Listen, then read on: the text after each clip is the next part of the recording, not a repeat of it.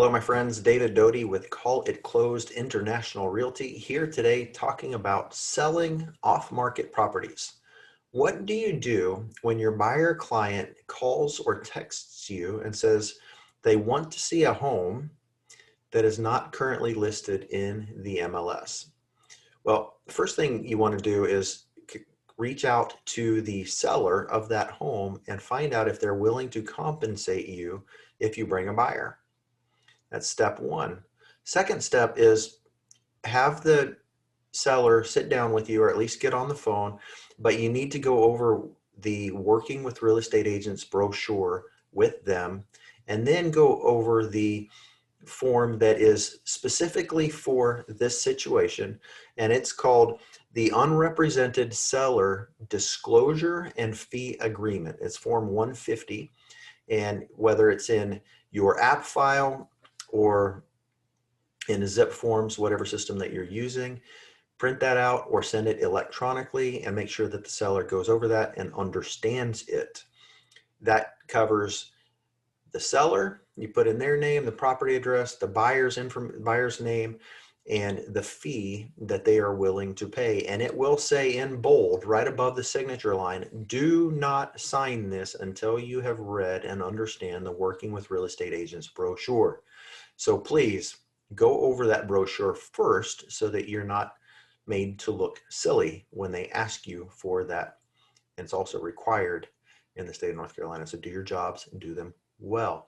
So after you've gone over the forms and you've got this thing under contract, sit down with the seller and explain to them the process of selling the home. Explain the due diligence process, what the due diligence date signifies, where the earnest money is being held, and what happens when the deal, if the deal was to terminate.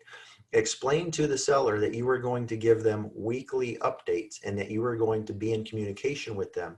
Do such a fantastic job that after you get to closing, not only will your buyer client be giving you referrals and warm reviews, you want the seller to be doing that as well.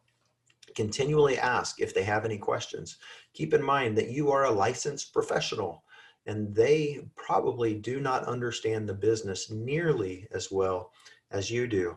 So one other thing that I would encourage, because and this is from personal experience, explain to the seller or ask the seller to have the utilities turned off the day after closing is scheduled. So closing scheduled for the 15th, ask them if they can have the utilities scheduled to turn off the day after closing on the 16th. And the reason for that is twofold. A lot of sellers in this situation, they're not hiring an agent because they want to save money. Now, I've seen deals get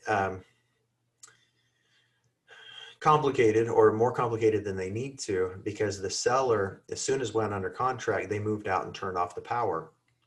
Well, I understand they don't want to pay a power bill on a house that's sitting empty, but that makes it very difficult to do a final walkthrough and inspection process and stuff like that. It actually winds up costing them more when they have to turn the utilities back on. So walk through that with them, answer all of their questions, be friendly, be professional, and you will earn another referral source.